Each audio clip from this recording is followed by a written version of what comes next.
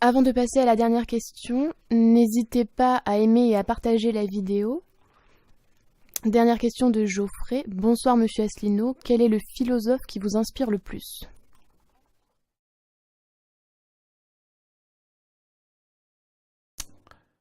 C'est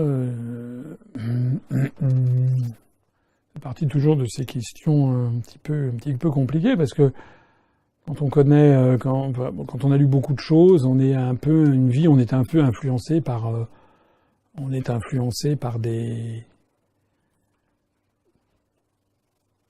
esprits, des écoles différentes. C'est assez difficile de répondre à ça. Je dirais bon tout Benoît. Enfin, d'abord quand on s'intéresse à la philosophie, on remonte déjà aux classiques, donc à Platon et Aristote. C'était le poète Coleridge, poète anglais, qui disait que tout être humain était soit platonicien, soit aristotélicien.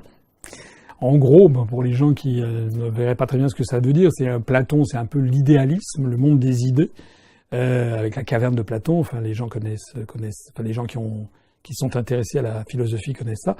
Et puis Aristote, ça serait plutôt le côté encyclopédique, le côté pragmatique, le côté voilà, un petit peu Monsieur Je sais tout, et beaucoup plus pragmatique que. Donc en gros, c'est ça. Il y a un peu deux grandes écoles. Sinon, je sais pas, il y a beaucoup de philosophes dont on pourrait parler.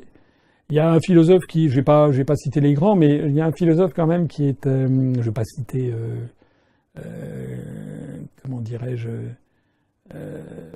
les philosophes français, mais je citerai peut-être David Hume, qui est un philosophe anglais des années du XVIIIe siècle, qui est le fondateur de l'empirisme.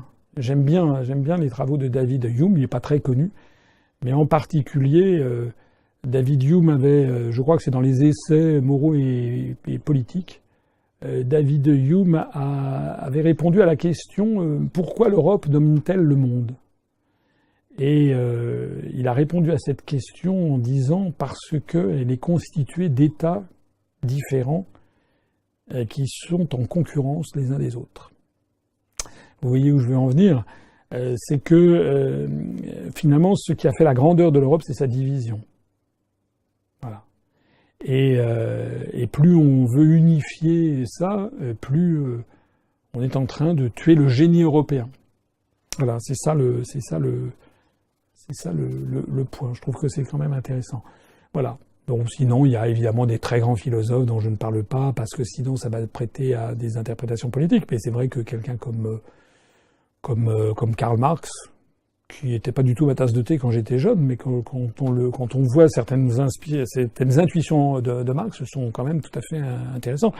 Il faut dire qu'au XVIIIe, XIXe siècle, c'était déjà un peu le cas de David Hume d'ailleurs, mais au XVIIIe, XIXe siècle, on ne fait pas encore parfaitement le départ, là, on ne fait pas parfaitement la distinction entre philosophes et économistes. Les économistes, d'ailleurs, économiste, c'est un mot d'origine grecque, il y a aussi des théories économiques chez Aristote. Donc, on a au XVIIIe, XIXe siècle, Marx, c'est à la fois un philosophe, mais c'est aussi un économiste. On peut dire, il y a une théorie économique derrière qui est derrière ça. De même que les physiocrates, les philosophes Thomas de Quesnay, etc. en France, les philosophes du XVIIIe siècle souvent versent dans l'économie. Voilà. Alors il y a, bon, je sais pas si j'ai répondu à votre question, mais si j'allais, je vais vous dire, voilà, si ça pouvait vous intéresser, vous donner un nom à aller voir, allez vous documenter sur David Hume, H-U-M-E. J'ai tout à fait autre chose, mais ça sera peut-être pour une autre question, une autre fois, où je vous parlerai peut-être, je ne sais pas moi, de Sainte Thérèse d'Avila, du père de Foucault, ou bien de Rumi, le fondateur, si l'on peut dire, des derviches tourneurs, qui est sans doute l'un des plus grands mystiques de l'histoire de l'humanité. On me dit que c'est la dernière question, on va s'arrêter là sur Rumi. Méditez tout ça, vive la République et vive la France, et merci d'avoir assisté à cet entretien en direct.